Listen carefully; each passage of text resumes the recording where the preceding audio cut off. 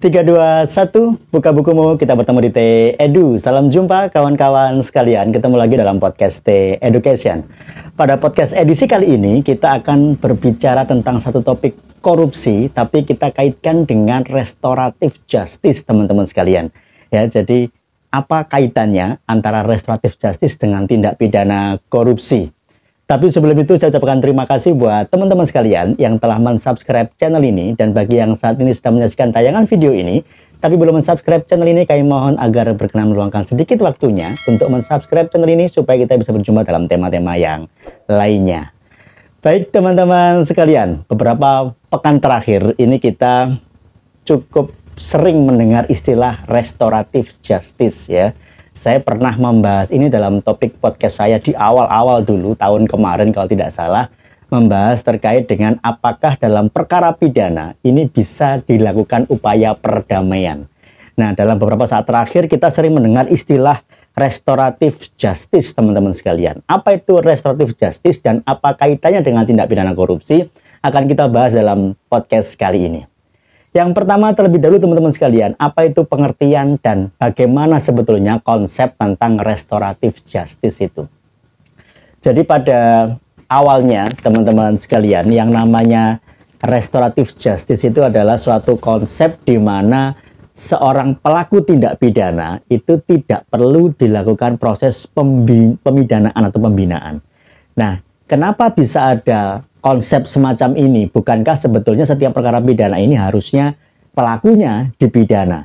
Ya, kalau kita menganut konsep tujuan pemidanaan yang teori-teori klasik ya, teori pembalasan, kemudian teori relatif, itu kita masih mengakui bahwa seorang pelaku tindak pidana harus dipidana supaya orang ini jera atau supaya orang lain tidak melakukan perbuatan yang sama dengan yang sekarang sedang dipidana. Nah, tapi konsep ini berkembang teman-teman sekalian dalam prakteknya, bahwa seorang pelaku tindak pidana itu bisa jadi dia tidak perlu menjalani proses pidana ketika dia melakukan tindak pidana dan terbukti bersalah melakukan tindak pidana. Konsep ini sebetulnya banyak berkembang di negara-negara Anglo-Saxon ya, banyak berkembang di negara-negara Eropa di negara-negara Anglo-Saxon atau di negara Inggris dan persemakmuran lainnya. Kenapa kemudian konsep ini banyak berkembang di Anglo-Saxon? Karena pada prinsipnya tujuan pemidanaan dari mereka atau konsep dalam sistem peradilan pidana mereka adalah crime control model, yaitu bagaimana caranya untuk mengontrol kejahatan supaya orang ini tidak melakukan kejahatan. Kira-kira bagaimana upaya yang dilakukan, tidak harus menghukum sebetulnya, tapi harus mencari akar permasalahannya supaya tidak kembali terulang terjadi tindak pidana. Nah, di dalam restoratif justice ini teman-teman sekalian, inti utamanya adalah bahwa ketika ada seorang pelaku tindak pidana yang telah terbukti melakukan tindak pidana, ini tidak perlu dipidana, tidak perlu dijatuhi hukuman sepanjang kerugiannya ini telah tergantikan, teman-teman sekalian. Ya, apa maksudnya kerugian telah tergantikan? Bahwa misalnya ini ada perbuatan pencurian misalnya ya, kemudian orang ini telah mencuri barang tertentu, kemudian pelakunya tertangkap, nah kemudian barangnya telah dikembalikan ditambah dengan ganti rugi sekian misalnya, nah maka pelakunya tidak perlu dipidana. Kenapa? Karena korbannya sudah memperoleh barangnya kembali, kemudian ditambah dengan kompensasi lainnya, sehingga tidak perlulah jatuh pidana, karena tujuan utama dari restoratif justice ini adalah untuk mengembalikan sebagaimana kondisi semula sebelum tindak pidana terjadi. Tapi dalam perkembangannya teman-teman sekalian, restoratif justice ini tidak hanya berkembang di negara-negara Anglo-Saxon, tidak hanya berkembang di negara-negara di negara-negara Inggris dan sekitarnya, tapi juga turut berkembang di negara Eropa kontinental termasuk Indonesia. Bahwa konsep tidak perlu menjatuhkan pidana kepada pelaku tindak pidana ini berkembang. Salah satunya terkait dengan sistem peradilan pidana anak ya. Ketika anak ini menjadi pelaku tindak pidana, maka pelaku tindak pidana anak ini tidak perlu dipidana, tapi dia didiversi atau di RJ-kan ya, direlativasikan supaya pelakunya ini dapat dibina dan lain sebagainya. Nah, sejauh ini tidak ada pengaturan yang konkret tentang restoratif justice di Indonesia, teman-teman sekalian. Hanya saja sudah ada surat edaran Mahkamah Agung, ada peraturan Kepala Polisian Republik Indonesia yang mengatur tentang tidak perlunya proses penyidikan untuk perkara-perkara ringan dan segala macamnya. termasuk surat edaran Jaksa Agung Seja tahun 2020 kalau tidak salah ingat, tentang restrukturisasi untuk tindak pidana tertentu saja. Nah, kenapa belakangan ini menjadi menarik kembali tentang RJ ini? Ya karena ada statement dari Jaksa Agung yang mengatakan korupsi di bawah 50 juta rupiah itu tidak perlu dipidana, yang penting kerugian keuangan negaranya bisa kembali ke negara. Nah, ini yang kemudian saya secara individu, ya disclaimer ya, tidak membawa saya sebagai akademisi dan segala macamnya, tapi saya sebagai individu bertanya-tanya teman-teman sekalian, apakah konsep restoratif justice tersebut sudah bergeser sedemikian rupa hingga masuk ke ranah tindak pidana korupsi? Ya, sebagaimana kita tahu bahwa tindak pidana korupsi kan tindak pidana yang berbeda ya, dalam artian berbeda. Ada yang mengatakan korupsi ini sebagai extraordinary crime, walaupun saya dalam podcast saya sebelumnya, podcast saya yang lain tentang korupsi pernah membahas tentang itu, apakah korupsi merupakan extraordinary crime atau bukan. Tapi terlepas dari itu teman-teman sekalian, korupsi ini tindak pidana yang butuh extraordinary measures, butuh upaya khusus untuk penanggulangannya. Nah, dibentuk penyidik khusus, penuntut umum khusus, dibentuk pengadilan khusus untuk korupsi. Tapi ternyata ada statement dari Jaksa Agung yang mengatakan bahwa korupsi dengan nominal tertentu itu tidak perlu dipidana. Nah, ini yang kemudian membuat saya bertanya-tanya, apakah pertama, apakah restoratif justice sudah bergeser sedemikian rupa, atau yang kedua, korupsinya sudah bergeser. Artinya korupsi itu tergantung nominalnya. Korupsi tidak lagi disebut sebagai tindak pidana yang berat kalau nominalnya tertentu, artinya nominal sekian sampai sekian hitungannya rendah, itu tidak dikategorikan sebagai tindak pidana berat. Tapi sebagaimana kita tahu teman-teman sekalian, makin tahun ini ya di Indonesia, kerugian keuangan negara itu semakin meningkat eskalasinya gitu ya, semakin meningkat nominalnya. Kalau saudara teman-teman sekalian melihat data dari ICW misalnya yang dirilis sama ICW, diketahui bahwa kerugian keuangan negara Indonesia itu meningkat dari tahun 2019 sampai dengan tahun 2020-2021. Artinya korupsi itu belum sepenuhnya tuntas. Nah, kalau ternyata ada kebijakan dari Jaksa Agung untuk tidak menuntut perkara korupsi dengan nominal yang rendah dan itu tidak perlu dipidana pelakunya, berarti kan secara tidak langsung statement Jaksa Agung ini yang saya tidak tahu apakah ini berbentuk seja, surat edaran Jaksa atau tidak, itu dengan secara tidak langsung melanggar ketentuan dalam pasal 4 dalam Undang-Undang Tindak Pidana Korupsi, bahwa mengembalikan kerugian keuangan negara itu tidaklah menghapuskan kesalahan dalam tindak pidana korupsi. Nah, kalau kemudian ini dikaitkan dengan restoratif justice, mengembalikan ke kondisi semula, teman-teman sekalian, mereka mengembalikan kerugian keuangan negara ini kan karena dia tertangkap. Kalau dia tidak tertangkap, maka apakah dia akan mengembalikan dengan sukarela kerugian keuangan negaranya? Saya pikir kok tidak gitu ya. Sehingga konsep restoratif justice ini sudah bergeser sedemikian rupa teman-teman sekalian. Awalnya konsep RJ ini dipergunakan untuk mendamaikan kedua pihak ya. Jadi kalau ada perkara yang seringkali membuat istilah dalam mediasi penal gitu ya, padahal kita tidak pernah tahu apakah penal ini dapat dimediasi atau tidak.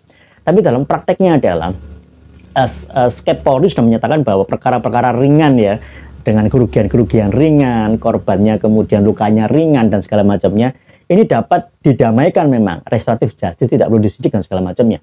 Tapi kalau kecelakaan lalu lintas ini mengakibatkan kematian, ada korban kecelakaan lalu lintas ini kemudian meninggal dunia, prakteknya adalah seringkali masih dilakukan upaya perdamaian untuk tindak pidana semacam ini, pelanggaran lalu lintas semacam ini masih didamaikan.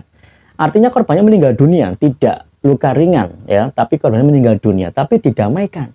Karena ya dengan alasan ini musibah, kemudian lalai dua-duanya dan lain sebagainya, sehingga terjadi kecelakaan yang mengakibatkan kematian, tapi kemudian didamaikan dengan memberikan ganti rugi sedemikian rupa, anggota keluarga kemudian dibantu perawatan dan segala macamnya, ternyata perkaranya bisa diselesaikan secara di luar pengadilan.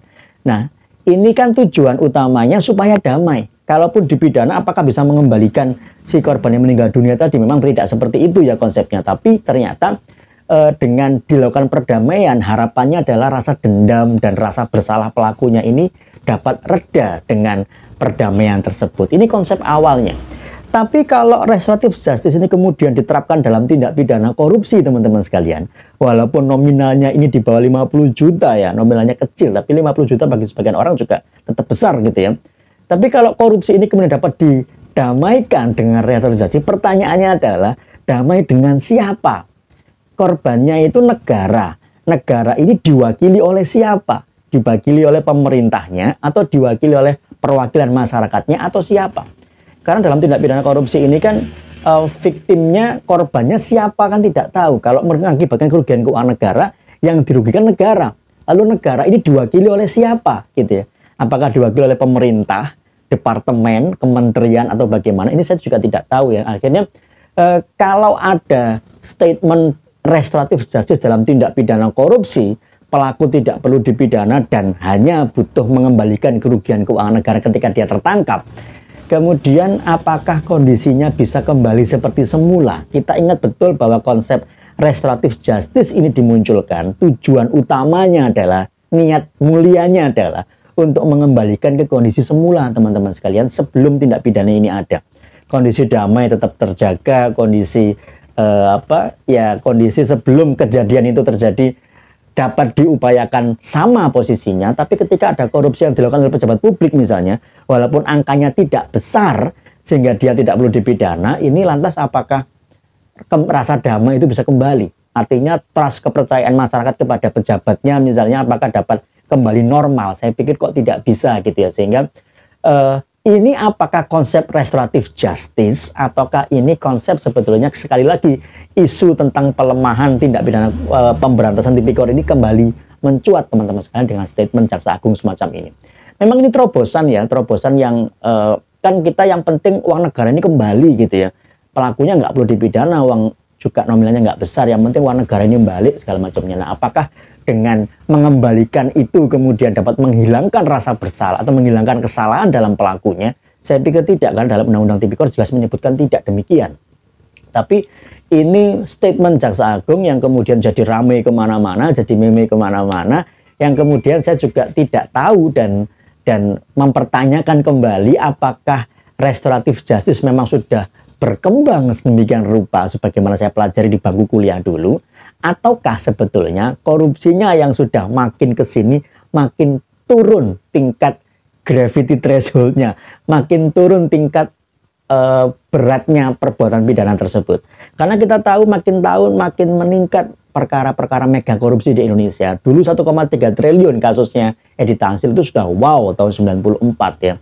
Makin kesini angkanya makin puluhan triliun. Bayangkan teman-teman sekalian, dengan kurs sekarang puluhan triliun korupsi yang dilakukan, mega korupsi di Indonesia terjadi, sudah angkanya puluhan triliun. Dan kalau hanya semata-mata mengejar mengembalikan kerugian keuangan negara setelah uangnya kembali, rasa cedera di masyarakat kan tidak kembali. Artinya masyarakat tetap nggak percaya dengan pemerintahnya, tidak percaya dengan penegakan hukumnya dan segala macamnya.